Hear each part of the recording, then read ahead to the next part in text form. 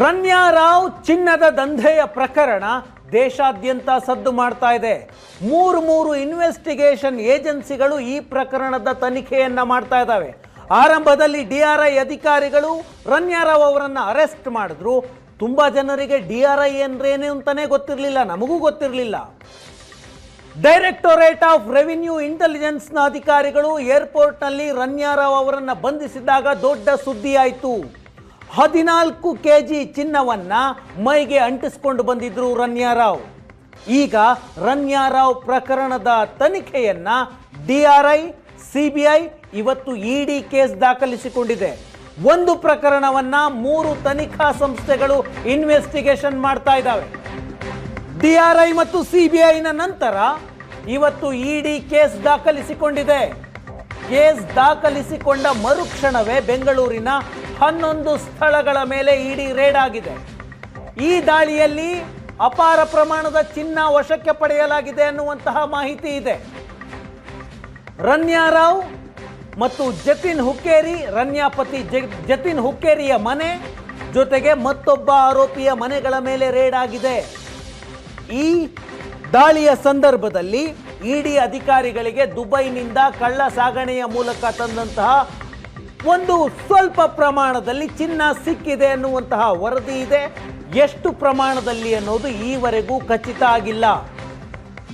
ಅಕ್ರಮವಾಗಿ ಭಾರತಕ್ಕೆ ಚಿನ್ನವನ್ನ ಕಳ್ಳ ಸಾಗಣೆ ಮೂಲಕ ತರೋದು ಅಂತಾರಾಷ್ಟ್ರೀಯ ದಂಧೆ ಅಂತ ಈ ಕೇಸನ್ನ ತನಿಖೆ ಮಾಡೋದಕ್ಕೆ 3 ತನಿಖಾ ಸಂಸ್ಥೆಗಳು ಮುಂದಾಗಿದ್ದಾವೆ. ಈ ಚಿನ್ನದ ಕಳ್ಳ ಸಾಗಣೆ ದಂಧೆಯಲ್ಲಿ ಅಂತಾರಾಷ್ಟ್ರೀಯ ಸಿಂಡಿಕೇಟ್ ಭಾಗಿಯಾಗಿದೆ ಎನ್ನುವ ಅನುಮಾನ ತನಿಖಾ ಸಂಸ್ಥೆಗಳಿಗಿದೆ. ಯಾಕಂದ್ರೆ ವಿದೇಶಗಳಿಂದ ವಿಮಾನದ ಮೂಲಕ ಚಿನ್ನದ ಕಳ್ಳ ಸಾಗಣೆ ಆಗ್ತಾ ಇದೆ. ಆ ಕಾರಣಕ್ಕಾಗಿ ಬೇರೆ ಬೇರೆ ದೇಶಗಳ ಸಿಂಡಿಕೇಟ್ ಕೂಡ ಇದರಲ್ಲಿ ಭಾಗಿಯಾಗಿದ್ದಾವೆ ಅಂತ. ಸಹಜವಾಗಿ ಯಾವುದೇ ಅಕ್ರಮ, ಯಾವುದೇ ದಂಧೆ ನಡೆದಾಗ ರಾಜಕಾರಣಿಗಳ ಪ್ರಭಾವ ಇದೆಯಾ, ಕೈವಾಡ ಇದೆಯಾ ಅನ್ನುವಂತಹ ಪ್ರಶ್ನೆಗಳು ಬರುತ್ತವೆ. ಈ ಕೇಸ್ನಲ್ಲೂ ಕೂಡ ಪ್ರಭಾವಿ ರಾಜಕಾರಣಿಗಳು ಭಾಗಿಯಾಗಿದ್ದಾರೆ ಎನ್ನುವ ಶಂಕೆ ಇದೆ. ಬಿಜೆಪಿ ಆರೋಪ ಮಾಡ್ತಾ ಇದೆ, ನೇರವಾಗಿ ಕಾಂಗ್ರೆಸ್ನ 2 ಸಚಿವರು ರನ್ಯಾ ರಾವ್ ಜೊತೆ ಲಿಂಕ್ ಇಟ್ಕೊಂಡಿದ್ದಾರೆ, ಚಿನ್ನದ ದಂಧೆಯಲ್ಲಿ ಭಾಗಿಯಾಗಿದ್ದಾರೆ ಅನ್ನುವ ಆರೋಪವನ್ನ ಬಿಜೆಪಿ ಮಾಡ್ತಾ ಇದೆ.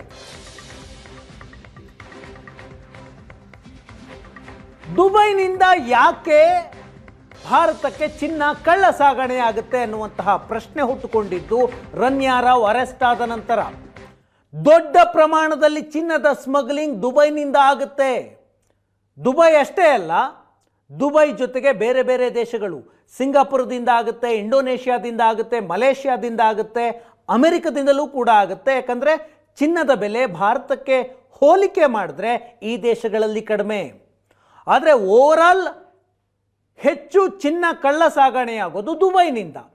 75% ಚಿನ್ನವನ್ನು ದುಬೈನಿಂದ ಕಳ್ಳ ಸಾಗಣೆ ಮಾಡಲಾಗುತ್ತೆ. ಒಟ್ಟಾರೆ ಕಳ್ಳ ಸಾಗಣೆಯ ಚಿನ್ನದಲ್ಲಿ 75% ಪಾಲು ದುಬೈನಲ್ಲಿ. ಯಾಕೆ ದುಬೈನಿಂದ ಚಿನ್ನ ಭಾರತಕ್ಕೆ ಸ್ಮಗಲ್ ಆಗುತ್ತೆ?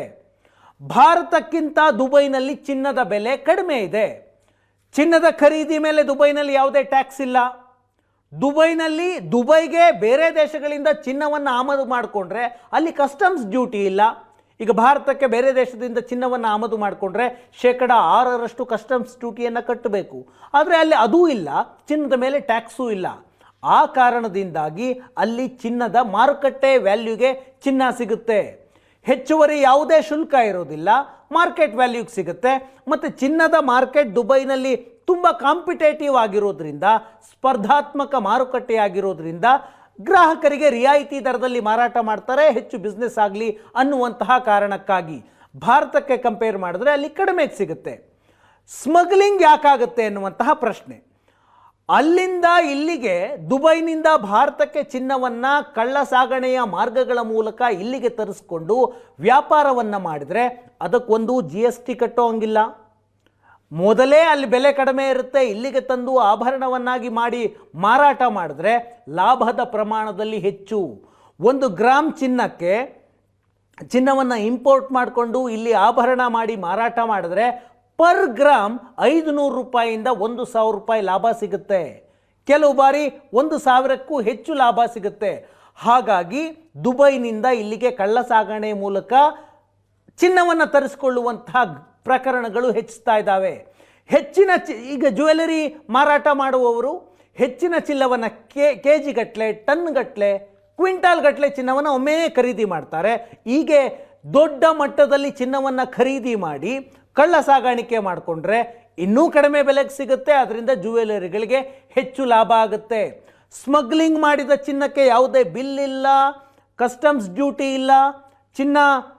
ಚಿನ್ನವನ್ನು ಕರಗಿಸಿ ಆಭರಣ ಮಾಡಿ ಅದನ್ನು ಮಾರಾಟ ಮಾಡಿದ್ರೆ ಅದಕ್ಕೆ GSTನೂ ಕಟ್ಟೋಂಗಿಲ್ಲ. ಎಲ್ಲ ತೆರಿಗೆಗಳನ್ನು ಕಟ್ಟದೆ ಹೆಚ್ಚು ಲಾಭವನ್ನು ಮಾಡಿಕೊಳ್ಬಹುದು. ಆ ಕಾರಣಕ್ಕಾಗಿ ದುಬೈನಿಂದ ಇಲ್ಲಿಗೆ ಸ್ಮಗಲ್ ಆಗುವಂತಹ ಚಿನ್ನಕ್ಕೆ ಭಾರತದಲ್ಲಿ ಬೇಡಿಕೆ ಜಾಸ್ತಿ ಇದೆ. ಬೆಂಗಳೂರಿನಲ್ಲಿ ಇನ್ನೂ ಬೇಡಿಕೆ ಜಾಸ್ತಿ ಇದೆ. ಈಗ ದುಬೈನ ಚಿನ್ನದ ರೇಟು ಮತ್ತು ಭಾರತದ ಚಿನ್ನದ ರೇಟು ಎಷ್ಟು? ಇವತ್ತಿನ ಮಾರುಕಟ್ಟೆ ದರ 24 ಕ್ಯಾರೆಟ್ ಚಿನ್ನ ಪ್ರತಿ ಗ್ರಾಮ್ಗೆ ಭಾರತದಲ್ಲಿ 8,858 ರೂಪಾಯಿ ಇದೆ. ದುಬೈನಲ್ಲಿ 8,409 ರೂಪಾಯಿ ಇದೆ. 8,858 ರೂಪಾಯಿ ಭಾರತದಲ್ಲಿ, ದುಬೈನಲ್ಲಿ 8,409. 950 ರೂಪಾಯಿ ಡಿಫ್ರೆನ್ಸ್ ಇದೆ. 950 ರೂಪಾಯಿ, 550 ರೂಪಾಯಿ ಡಿಫ್ರೆನ್ಸ್ ಇದೆ. ಪರ್ ಗ್ರಾಮ್ಗೆ 550 ರೂಪಾಯಿ ಕಡಿಮೆ ದುಬೈನಲ್ಲಿ ಸಿಗುತ್ತೆ. ಚಿನ್ನದ ವ್ಯಾಪಾರಿಗಳು ಗ್ರಾಮ್ ಗಟ್ಟಲೆ ತರಿಸ್ತಾರಾ? ಕ್ವಿಂಟಾಲ್ ಗಟ್ಟಲೆ ತರಿಸ್ತಾರೆ. ಹಾಗಾಗಿ ಅವರಿಗೆ ದೊಡ್ಡ ಪ್ರಮಾಣದಲ್ಲಿ ಲಾಭ ಆಗುತ್ತೆ. ಗ್ರಾಮ್ ಬೆಲೆಯ ದೃಷ್ಟಿಯಿಂದ ಜೊತೆಗೆ ಇಂಪೋರ್ಟ್ ಡ್ಯೂಟಿ, ಆಮದು ಸುಂಕವೂ ಹೋಗುತ್ತೆ ಕಳ್ಳ ಸಾಗಣೆ ಮೂಲಕ ಚಿನ್ನವನ್ನು ತರಿಸ್ಕೊಂಡ್ರೆ. ಆಮೇಲೆ ಮಾರಾಟ ಮಾಡುವ ಚಿನ್ನಕ್ಕೆ GST ಇದೆಯಲ್ಲ, ಆ GSTನೂ ಕಟ್ಟಬೇಕಾಗಿಲ್ಲ. ಹಾಗಾಗಿ ಲಾಭ ಹೆಚ್ಚು ಸಿಗುತ್ತೆ. ಪರ್ ಗ್ರಾಮ್ಗೆ 500 ರೂಪಾಯಿಯಿಂದ 1000 ರೂಪಾಯಿವರೆಗೆ ಲಾಭ ಹೆಚ್ಚಾಗಿ ಸಿಗುತ್ತೆ. ಮೇಕಿಂಗು, ವೇಸ್ಟೇಜು ಅದು ಬೇರೆ ವಿಷಯ. ನೇರವಾಗಿ ಪರ್ ಗ್ರಾಮ್ಗೆ 500ರಿಂದ 1000 ರೂಪಾಯಿಗೂ ಮೀರಿ ಲಾಭ ಪಡಿಬೋದು ಅನ್ನುವ ಕಾರಣಕ್ಕೆ ಹೆಚ್ಚೆಚ್ಚು ಚಿನ್ನ ದುಬೈನಿಂದ ಭಾರತಕ್ಕೆ ಕಳ್ಳ ಸಾಗಣೆಯಾಗುತ್ತೆ. ಈಗ ಒಬ್ಬ ವ್ಯಕ್ತಿ ಲೀಗಲಿ ದುಬೈನಿಂದ ಚಿನ್ನವನ್ನು ಭಾರತಕ್ಕೆ ತರಬೇಕು ಅಂದರೆ ಎಷ್ಟು ತರಬಹುದು? ಪುರುಷ ಪ್ರಯಾಣಿಕ ಆದರೆ 20 ಗ್ರಾಮ್ ಚಿನ್ನವನ್ನು ತರಬಹುದು. ಅದರ ವ್ಯಾಲ್ಯೂ 50,000 ರೂಪಾಯಿ ಒಳಗಿರಬೇಕು. 50,000 ರೂಪಾಯಿ ಒಳಗಿರುವ ಚಿನ್ನವನ್ನು ದುಬೈನಿಂದ ಬೆಂಗಳೂರಿಗೆ ಬರುವಂತಹ ಪ್ರಯಾಣಿಕ ತಂದರೆ ಅವನಿಗೆ ನಮ್ಮ ಏರ್ಪೋರ್ಟ್ನಲ್ಲಿ ಯಾವುದೇ ಕಸ್ಟಮ್ಸ್ ಡ್ಯೂಟಿ ಹಾಕೋಲ್ಲ, ಆಮದು ಸುಂಕ ಹಾಕೋದಿಲ್ಲ. ಅವನು 20 ಗ್ರಾಮ್ ತೆಗೆದುಕೊಂಡು ಹೋಗ್ಬೋದು. ಮಹಿಳಾ ಪ್ರಯಾಣಿಕರಾದರೆ 40 ಗ್ರಾಮ್ ಚಿನ್ನದವರೆಗೆ ತರಬಹುದು. ಅದರ ವ್ಯಾಲ್ಯೂ 1 ಲಕ್ಷವನ್ನು ಮೀರುವಂತಿಲ್ಲ. 1 ಲಕ್ಷ ಮೀರಿಬಿಟ್ರೆ ಏನು ಅನ್ನುವ ಪ್ರಶ್ನೆ ಬರುತ್ತೆ. ಉದಾಹರಣೆಗೆ ಪುರುಷರು 25 ಗ್ರಾಮ್ ತಂದುಬಿಟ್ಟಿರ್ತಾನೆ ಅಂತ, ಒಬ್ಬ ಮಹಿಳಾ ಪ್ರಯಾಣಿಕರು 45 ಗ್ರಾಮ್ ತಂದುಬಿಟ್ರೆ ಏನು? ಉಳಿದ 5 ಗ್ರಾಮ್ಗೆ ನೀವು ಕಸ್ಟಮ್ಸ್ ಡ್ಯೂಟಿ ಕಟ್ಟಬೇಕು. ಕಸ್ಟಮ್ಸ್ ಡ್ಯೂಟಿ 6% ಇದೆ. 5 ಗ್ರಾಮ್ ಚಿನ್ನಕ್ಕೆ, ಹೆಚ್ಚುವರಿ 25 ಗ್ರಾಮ್ ಚಿನ್ನ ಆದರೆ ಇನ್ನು 5 ಗ್ರಾಮ್ ಚಿನ್ನಕ್ಕೆ 6% ಟ್ಯಾಕ್ಸನ್ನು ಕಟ್ಟಿ ಆ ಚಿನ್ನವನ್ನು ತೆಗೆದುಕೊಂಡು ಬರ್ಬೋದು. ಅದೇನು ಕ್ರೈಮ್ ಅಲ್ಲ. ಆದರೆ ನೀವು ಕಸ್ಟಮ್ಸ್ ಡ್ಯೂಟಿಯನ್ನು ತಪ್ಪಿಸ್ಕೊಂಡು ಕಣ್ತಪ್ಪಿಸಿ ಎಲ್ಲೆಲ್ಲೋ ದೇಹದ ಭಾಗಗಳಲ್ಲಿ ಅಡಗಿಸ್ಕೊಂಡು ಬಂದರೆ ಅದು ಕಳ್ಳ ಸಾಗಣೆಯಾಗುತ್ತೆ. ಲೀಗಲಿ ತರಬಹುದು. ಕಸ್ಟಮ್ಸ್ ಡ್ಯೂಟಿಯನ್ನು ತಪ್ಪಿಸಿಕೊಳ್ಳೋದಕ್ಕೋಸ್ಕರ ಅಕ್ರಮವಾಗಿ ಈ ದಂಧೆ ನಡೆಯುತ್ತೆ. ಗೋಲ್ಡ್ ಬ್ಲಾಕ್ ಮಾರ್ಕೆಟ್ ಎಲ್ಲಿ ಹೆಚ್ಚಾಗಿ ನಡೆಯುತ್ತೆ ಭಾರತದಲ್ಲಿ? ಮೊದಲ ಸ್ಥಾನ ಬೆಂಗಳೂರಿನಲ್ಲಿದೆ. ಬೆಂಗಳೂರು, ಹೈದರಾಬಾದು, ಕೇರಳದ ಹಲವು ನಗರಗಳಲ್ಲಿ ಬ್ಲಾಕ್ ಮಾರ್ಕೆಟ್ ದಂಧೆ ನಡೆಯುತ್ತೆ ಚಿನ್ನದ್ದು. ಕಳೆದ 1-2 ವರ್ಷಗಳ ಹಿಂದೆ ದೊಡ್ಡ ಮಟ್ಟದಲ್ಲಿ ಸುದ್ದಿಯಾಗಿತ್ತು. ಕೇರಳದ ಸರ್ಕಾರವೇ ಅಕ್ರಮ ಕಳ್ಳ ಸಾಗಾಣಿಕೆಯಲ್ಲಿ ಭಾಗಿಯಾಗಿದೆ, ಚಿನ್ನದ ಕಳ್ಳ ಸಾಗಾಣಿಕೆಯಲ್ಲಿ ಅಂತ ದೊಡ್ಡ ಸುದ್ದಿಯಾಗಿತ್ತು. ಮತ್ತೊಂದು ನಗರ ಮುಂಬೈ. ಬೆಂಗಳೂರು, ಹೈದರಾಬಾದ್ ಮತ್ತು ಕೇರಳದ ಹಲವು ನಗರಗಳು ಜೊತೆಗೆ ಮುಂಬೈ, ಇಲ್ಲಿ ಹೆಚ್ಚು ಬ್ಲಾಕ್ ಮಾರ್ಕೆಟ್ ಗೋಲ್ಡ್ ನಡೆಯುತ್ತೆ ಎನ್ನುವಂತಹ ಮಾಹಿತಿ ಇದೆ. ಈಗ ಕಳೆದ ವರ್ಷ 2024ರಲ್ಲಿ ಭಾರತಕ್ಕೆ ಒಟ್ಟು ಸ್ಮಗಲ್ ಆದಂತಹ ಚಿನ್ನ ಎಷ್ಟು? ಒಟ್ಟು ಕೇಸ್ ಎಷ್ಟು? ಒಟ್ಟಾರೆ ಕೇಸ್, ಈ ರೀತಿಯ ರನ್ಯಾ ಪ್ರಕರಣ ಆಯ್ತಲ್ಲ, ಆ ರೀತಿಯ ಒಟ್ಟಾರೆ ಪ್ರಕರಣ 6,425. ರನ್ಯಾದು ದೊಡ್ಡ ಕೇಸ್. ಒಂದೇ ಸರಿಗೆ 14 kg ಚಿನ್ನ, 17 ಚಿನ್ನದ ಗಟ್ಟಿಗಳನ್ನು ಮೈಗಂಟಿಸ್ಕೊಂಡ್ಬಂದಿದ್ಲು ರನ್ಯಾ. ಈ ರೀತಿಯ ಪ್ರಕರಣಗಳು 2024ರ ಒಂದು ವರ್ಷದಲ್ಲಿ ನಡೆದಿರೋದು 6,425 ಕೇಸ್ ಆಗಿದೆ. ಹಾಗೆ ವಶಪಡಿಸಿಕೊಂಡಂತಹ ಚಿನ್ನ 5,000 kg, 4,869 kg ಚಿನ್ನ, 5 ಟನ್. ಅರೆಸ್ಟ್ ಎಷ್ಟು ಜನ ಆಗಿದ್ದಾರೆ? 1922 ಜನ ಒಂದು ವರ್ಷದಲ್ಲಿ ಅರೆಸ್ಟ್ ಆಗಿದ್ದಾರೆ. 6425 ಕೇಸ್ಗಳಾಗಿದ್ದಾವೆ. ಅಂದರೆ ನಿರಂತರವಾಗಿ ಭಾರತಕ್ಕೆ ಅಕ್ರಮವಾಗಿ ಕಳ್ಳ ಸಾಗಣೆ ಮೂಲಕ ಚಿನ್ನ ಬರ್ತಾನೆ ಇದೆ. ಈಗ ಈ ಇಡೀ ಚಿನ್ನದ ಸ್ಮಗ್ಲಿಂಗ್ ಸಿಂಡಿಕೇಟ್ ಹೇಗೆ ಕೆಲಸ ಮಾಡುತ್ತೆ? ಒಂದು, ಇಲ್ಲಿ ಅಕ್ರಮವಾಗಿ ಸಂಪಾದನೆ ಮಾಡಿರುವಂತಹ ಹಣವನ್ನು ಚಿನ್ನದ ದಂಧೆಯಲ್ಲಿ ಹೂಡಿಕೆ ಮಾಡಲಾಗುತ್ತೆ. ಆ ಹಣವನ್ನು ಭಾರತದಿಂದ ಹಣವನ್ನು ಹವಾಲಾ ಮೂಲಕ ಚಿನ್ನದ ಸ್ಮಗ್ಲಿಂಗ್ಗೆ ಬಳಸ್ಕೊಳ್ಳಲಾಗುತ್ತೆ. ಹವಾಲಾ ಅಂದರೆ ಏನು? ತುಂಬ ಹಲವು ಪ್ರಕರಣಗಳಲ್ಲಿ ಹವಾಲಾ ಅನ್ನುವಂತಹ ಹೆಸರನ್ನು ಕೇಳ್ತೀವಿ. ಏನು ಹವಾಲಾ ಅಂದರೆ, ಈಗ ಇಲ್ಲಿ ಬೆಂಗಳೂರಿನಿಂದ ದೆಹಲಿಯ ಒಬ್ಬ ವ್ಯಕ್ತಿಗೆ 50 ಕೋಟಿ ದುಡ್ಡು ಕೊಡಬೇಕು. ನಾನು ಬೆಂಗಳೂರಿನಲ್ಲಿ ಯಾವುದೋ ಒಬ್ಬ ವ್ಯಕ್ತಿ ಹವಾಲಾ ವ್ಯವಹಾರ ಮಾಡುವಂತಹ ವ್ಯಕ್ತಿಗೆ 50 ಕೋಟಿ ದುಡ್ಡನ್ನು ಈ ಕ್ಷಣ ಕೊಟ್ಟರೆ, ದೆಹಲಿಯಲ್ಲಿ ನಾನು ಯಾರಿಗೆ ಹಣವನ್ನು ತಲುಪಿಸಬೇಕಾಗಿರುತ್ತೆ ಆ ವ್ಯಕ್ತಿಗೆ ಆ ಹಣ ತಕ್ಷಣಕ್ಕೆ ಸಿಗುತ್ತೆ. ನೀವು ಬ್ಯಾಂಕಿಂಗ್ ಮೂಲಕ 50 ಕೋಟಿಯನ್ನು ಟ್ರಾನ್ಸ್ಫರ್ ಮಾಡೋಕ್ಕೆ ಹೋದರೆ ಹಣದ ಮೂಲ ಏನು, ಅದಕ್ಕೆ ಟ್ಯಾಕ್ಸ್ ಏನು, 1000 ಕಂಪ್ಲೇಂಟ್ಗಳು, 1000 ತಲೆನೋವು. ಆದರೆ ಹವಾಲಾ ಮೂಲಕ ಹೋದರೆ ನೀವಿಲ್ಲಿ 50 ಕೋಟಿ ಹಣವನ್ನು ಹವಾಲಾ ದಂಧೆಕೋರನಿಗೆ ಕೊಟ್ಟರೆ ನೀವು ಹಣವನ್ನು ಯಾರಿಗೆ ತಲುಪಿಸ್ಬೇಕೋ ಅವನಿಗೆ ಸುರಕ್ಷಿತವಾಗಿ ತಲುಪುತ್ತೆ, ಒಂದಷ್ಟು ಕಮಿಷನನ್ನು ಪಡೆದುಕೊಂಡು. ಹಾಗೆ ಬೆಂಗಳೂರಿನಿಂದ ಅಥವಾ ಭಾರತದ ಬೇರೆ ಬೇರೆ ನಗರಗಳಿಂದ ದುಬೈಗೆ ಹವಾಲಾ ಮೂಲಕ ಹಣ ಹೋಗುತ್ತೆ. ಹಾಗೆ ಹೋದಂತಹ ಹಣವನ್ನು ಚಿನ್ನದ ಕಳ್ಳ ಸಾಗಣೆಗೆ ಬಳಸ್ಕೊಳ್ಳಲಾಗುತ್ತೆ. ದುಬೈನಲ್ಲಿ ಚಿನ್ನವನ್ನು ಖರೀದಿ ಮಾಡ್ತಾರೆ, ಅಲ್ಲೇನು ಯಾವುದು ಟ್ಯಾಕ್ಸ್ ಇಲ್ಲ, ಕಡಿಮೆ ಬೆಲೆಗೆ ಸಿಗುತ್ತೆ. ಆ ಚಿನ್ನವನ್ನು ಖರೀದಿ ಮಾಡಿದ ನಂತರ ಭಾರತಕ್ಕೆ ತರಬೇಕಲ್ಲ, ದುಬೈನ ಏರ್ಪೋರ್ಟ್ನಲ್ಲಿ ಹೇಗೋ ಮಾಡಿ ಚಿನ್ನವನ್ನು ಒಳಗಡೆ ತಂದು ಬಿಡ್ತಾರೆ. ಏಕೆಂದರೆ ಅಲ್ಲೇನು ಟ್ಯಾಕ್ಸ್ ಇಲ್ಲ, ಖರೀದಿ ಮಾಡಿರ್ತಾರೆ, ಬಿಲ್ ಇರ್ತಾರೆ. ಒಂದು ವೇಳೆ ಬಿಲ್ ಇಲ್ಲ ಅಂದರೂ ಹವಾಲಾ ಮೂಲಕ ಆದರೆ ಹೇಗೋ ಕದ್ದು ಸಾಗಿಸ್ತಾರೆ. ದುಬೈನ ಏರ್ಪೋರ್ಟ್ನಲ್ಲೇ ಚಿನ್ನದ ದಂಧೆ ಮಾಡುವಂತಹ ಒಂದು ದೊಡ್ಡ ಸಿಂಡಿಕೇಟ್ ಕೆಲಸ ಮಾಡುತ್ತೆ. ಅವರು ಫ್ಲೈಟ್ ಟಿಕೆಟ್ ಬುಕ್ ಮಾಡ್ತಾರೆ. ಯಾರು ಡೆಲಿವರಿಗೆ ಹೋಗ್ತಾರಲ್ಲ, ಈ ಥರ ರನ್ಯಾರಾವ್ ಅಂಥವರಿಗೆ ಫ್ಲೈಟ್ ಟಿಕೆಟ್ ಬುಕ್ ಮಾಡ್ತಾರೆ, ಲಾಡ್ಜ್ ಬುಕ್ ಮಾಡ್ತಾರೆ, ಅವರ ಎಲ್ಲ ಖರ್ಚನ್ನು ನೋಡ್ಕೊಳ್ತಾರೆ, ಒಂದು ಫಾರಿನ್ ಟ್ರಿಪ್ಪನ್ನು ವ್ಯವಸ್ಥೆ ಮಾಡಿಕೊಡ್ತಾರೆ. ಅದಾದ ನಂತರ ಅವರಿಗೆ ಏರ್ಪೋರ್ಟ್ನಲ್ಲಿ ಚಿನ್ನವನ್ನು ಕೊಡಲಾಗುತ್ತೆ. ದೇಹದ ಭಾಗಗಳಿಗೆ ಅಂಟಿಸ್ಕೊಂಡು ಹೇಗೋ ಒಂದು 3-4 ಅವರ್ ಕೂತ್ಕೊಂಡ್ರೆ ಬೆಂಗಳೂರಿಗೆ ಬಂದುಬಿಡ್ಬೋದು. ಅಲ್ಲೇನು ಸಮಸ್ಯೆ ಇಲ್ಲ. ಸಮಸ್ಯೆ ಆಗೋದು ಬೆಂಗಳೂರಿನ ಏರ್ಪೋರ್ಟ್ನಲ್ಲಿ, ಭಾರತದ ಏರ್ಪೋರ್ಟ್ಗಳಲ್ಲಿ. ಇಲ್ಲಿ ಚೆಕಿಂಗ್ ಇರುತ್ತಲ್ಲ, ಹಾಗಾಗಿ ಅಂಥ ಏರ್ಪೋರ್ಟ್ನಲ್ಲಿ ಚೆಕಿಂಗ್ ತಪ್ಪಿಸಿಕೊಳ್ಳುವಂತಹ ವ್ಯಕ್ತಿಗಳಿಗೆ ಹುಡುಕ್ತಾರೆ. ಅಂದರೆ ಯಾರೋ DGPಯ ಮಗ, ಯಾರೋ ರಾಜಕಾರಣಿಯ ಮಕ್ಕಳು, ಸಿನಿಮಾ ನಟಿಯರು, ಇನ್ಫ್ಲೂಯೆನ್ಸ್ ಯಾರಿಗಿರುತ್ತೆ, ಯಾರು ಏರ್ಪೋರ್ಟ್ನಲ್ಲಿ ಸರ್ಕಾರ ಕೊಡುವಂತಹ ಪ್ರೋಟೋಕಾಲನ್ನು ಪಡೆದುಕೊಂಡು ಚೆಕಿಂಗ್ ತಪ್ಪಿಸಿಕೊಳ್ತಾರಲ್ಲ, ಅಂತಹ ವ್ಯಕ್ತಿಗಳನ್ನು ಹುಡುಕಿ ಅವರಿಗೆ ಡೆಲಿವರಿಯ ಜವಾಬ್ದಾರಿ ಕೊಡ್ತಾರೆ. ಒಂದೊಳ್ಳೆ ಫಾರಿನ್ ಟ್ರಿಪ್ ಮಾಡ್ಕೊಂಡು ಬಂದು ಚಿನ್ನವನ್ನು ಹೇಗೋ ಫ್ಲೈಟ್ನಲ್ಲಿ ತೆಗೆದುಕೊಂಡು ಬಂದು ಇಲ್ಲಿ ಪ್ರೋಟೋಕಾಲ್ ಕಾರಣಕ್ಕೆ ಚೆಕಿಂಗ್ ತಪ್ಪಿಸ್ಕೊಂಡು ಆಚೆ ಬಂದುಬಿಟ್ರೆ ಅವ್ರಿಗೆ ಒಂದು ಟ್ರಿಪ್ಪೂ ಆಗುತ್ತೆ. ಒಂದು ಸಾರಿ ಡೆಲಿವರಿ ಮಾಡೋದಕ್ಕೆ ಇಂತಿಷ್ಟು ಹಣ ಅಂತ ಸಿಗುತ್ತೆ. ಒಂದು ಸಾರಿ ಡೆಲಿವರಿ ಮಾಡಿದ್ರೆ ಎಷ್ಟು ಹಣ ಸಿಗುತ್ತೆ? ಒಬ್ಬರಿಗೆ 4 ಲಕ್ಷ, ಒಬ್ರಿಗೆ 5 ಲಕ್ಷ, ಕೆಲವರಿಗೆ 10 ಲಕ್ಷ. ಅವರು ಎಷ್ಟು ಚಿನ್ನವನ್ನು ತೆಗೆದುಕೊಂಡು ಬರುವಂತಹ ಸಾಮರ್ಥ್ಯ ಇದೆ, ಅದರ ಆಧಾರದ ಮೇಲೆ ಅವರಿಗೆ ದುಡ್ಡು ಕೊಡಲಾಗುತ್ತೆ. ಈ ಭಾರತಕ್ಕೆ ಅಂದಾಜು ಒಂದು ವರ್ಷಕ್ಕೆ ಎಷ್ಟು ಟನ್ ಚಿನ್ನ ಅಕ್ರಮವಾಗಿ ಬರುತ್ತೆ ಅಂದರೆ 150 ಟನ್ನಷ್ಟು ಚಿನ್ನ ಕಳ್ಳ ಸಾಗಣೆಯ ಮಾರ್ಗದ ಮೂಲಕ ಭಾರತಕ್ಕೆ ಬರುತ್ತೆ ಎನ್ನುವ ಅಂದಾಜಿದೆ. 1.5 ಲಕ್ಷ kg ಚಿನ್ನ ಅಕ್ರಮವಾಗಿ ಭಾರತಕ್ಕೆ ಬರುತ್ತೆ ಎನ್ನುವಂತಹ ಅಂದಾಜಿದೆ. ಈ ಚಿನ್ನದ ದಂಧೆಯ ಕೇಸ್ನ ಬಗ್ಗೆ ನಟಿ ರನ್ಯಾ DRIನ ಅಧಿಕಾರಿಗಳ ಮುಂದೆ ಹೇಳಿಕೆಯನ್ನು ಕೊಟ್ಟಿದ್ದಾರೆ. ಏನು ಹೇಳಿಕೆ, ಅವರು ಹೆಂಗೆ ತಂದರು, ವಿವರವಾಗಿ ಹೇಳಿಕೆಯನ್ನು ಕೊಟ್ಟಿದ್ದಾರೆ. ಸುವರ್ಣ ನ್ಯೂಸ್ನಲ್ಲಿ ಹೇಳಿಕೆಯ ಪ್ರತಿ ಕೂಡ ಇದೆ. ಸ್ಯಾಂಡಲ್ವುಡ್ ನಟಿ ರನ್ಯಾ ರಾವ್ DRI ಅಧಿಕಾರಿಗಳ ಮುಂದೆ ಮಾರ್ಚ್ 4ನೇ ತಾರೀಕು ಕೊಟ್ಟಿರುವಂತಹ ಸ್ವಇಚ್ಛಾ ಹೇಳಿಕೆಯ ಪ್ರತಿ ಸುವರ್ಣ ನ್ಯೂಸ್ಗೆ ಸಿಕ್ಕಿದೆ.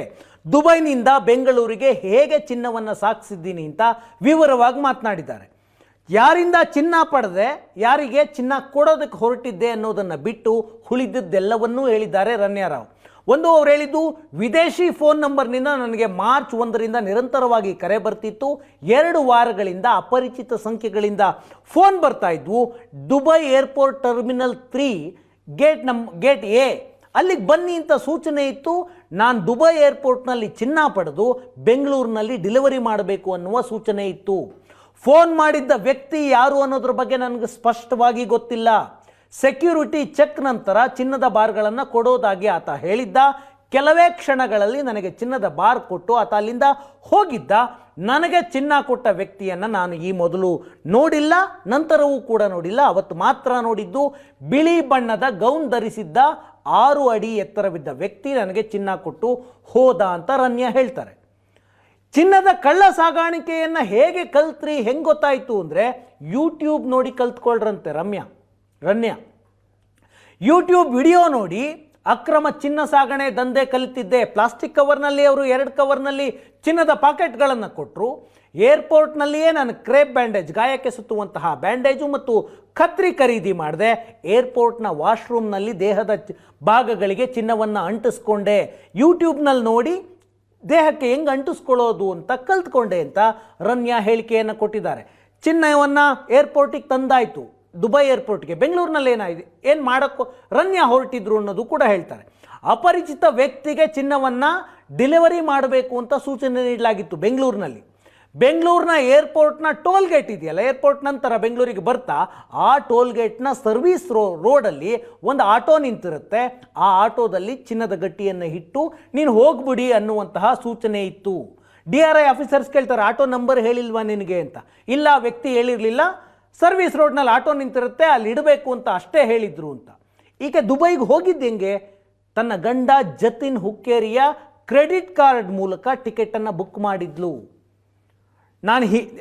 ರನ್ಯಾ ಹೇಳ್ತಾರೆ, ನಾನು ಈ ಹಿಂದೆ ಯಾವತ್ತಿಗೂ ಸಾಗಿಸಿಲ್ಲ ಚಿನ್ನ, ಒಂದು ಬಾರಿ ಸಾಗಿಸೋದಕ್ಕೆ ಪ್ರಯತ್ನ ಪಟ್ಟು ಸಿಕ್ಕಿಬಿದ್ದೆ ಅಂತ ಹೇಳ್ತಾರೆ. ಹಾಗಿದ್ರೆ ಯಾವ ವ್ಯಕ್ತಿ ಫೋನ್ ಮಾಡಿದ್ದ, ಯಾರಿಗೆ ಚಿನ್ನವನ್ನು ಕೊಡಬೇಕಾಗಿತ್ತು, ಏನೇನೂ ಗೊತ್ತಿಲ್ಲದೆ ಮೊದಲನೇ ಬಾರಿಗೆ ಇಷ್ಟು ದೊಡ್ಡ ದಂಧೆಯಲ್ಲಿ ಸಿಕ್ಕಿ ಹಾಕಿಕೊಳ್ಳುವುದಕ್ಕೆ ಅಸಾಧ್ಯ ಅನ್ನೋದು DRI ಅಧಿಕಾರಿಗಳ ಇನ್ವೆಸ್ಟಿಗೇಷನ್. ಹಾಗಾಗಿ ಅರೆಸ್ಟ್ ಮಾಡಿದ್ರು, ಈಗ ಜೈಲಿನಲ್ಲಿದ್ದಾರೆ. ಈಕೆಯ ಹಿಂದೆ ಯಾರ್ಯಾರಿದ್ದಾರೆ ಅವರನ್ನು ಹುಡುಕುವ ಪ್ರಯತ್ನವನ್ನು ಆಗ್ತಾ ಇದೆ. ಅಕ್ರಮವಾಗಿ ಸಂಪಾದನೆ ಮಾಡಿರುವಂತಹ ದುಡ್ಡು ಯಾರ ಬಳಿ ಇರುತ್ತೆ? ಸಹಜ ನಂಬಿಕೆ, ಅಭಿಪ್ರಾಯ ರಾಜಕಾರಣಿಗಳ ಬಳಿ ಇರುತ್ತೆ. ಅವರ ಹಣ ಈ ದಂಧೆಯಲ್ಲಿ ಬಳಕೆಯಾಗಿದೆ ಅನ್ನೋದು ಆರೋಪ. ಆ ಕಾರಣಕ್ಕಾಗಿ ಈ ಕೇಸ್ನಲ್ಲಿ ರನ್ಯಾ ಹಿಂದೆ ಪ್ರಭಾವಿ ರಾಜಕಾರಣಿಗಳಿದ್ದಾರೆ ಅನ್ನುವಂತಹ ಅನುಮಾನ. ಹಾಗಾಗಿ DRI ನಂತರ CBI ಇನ್ವೆಸ್ಟಿಗೇಷನ್ ಮಾಡ್ತಾ ಇದೆ, CBI ನಂತರ ED ಇನ್ವೆಸ್ಟಿಗೇಷನ್ ಮಾಡ್ತಾ ಇದೆ. ED ಇನ್ವೆಸ್ಟಿಗೇಷನ್ ಪೊಲಿಟಿಕಲ್ ಲೀಡರ್ಸ್ಗಳ ಮನೆ ಬಾಗಿಲಿಗೂ ಹೋಗುತ್ತಾ?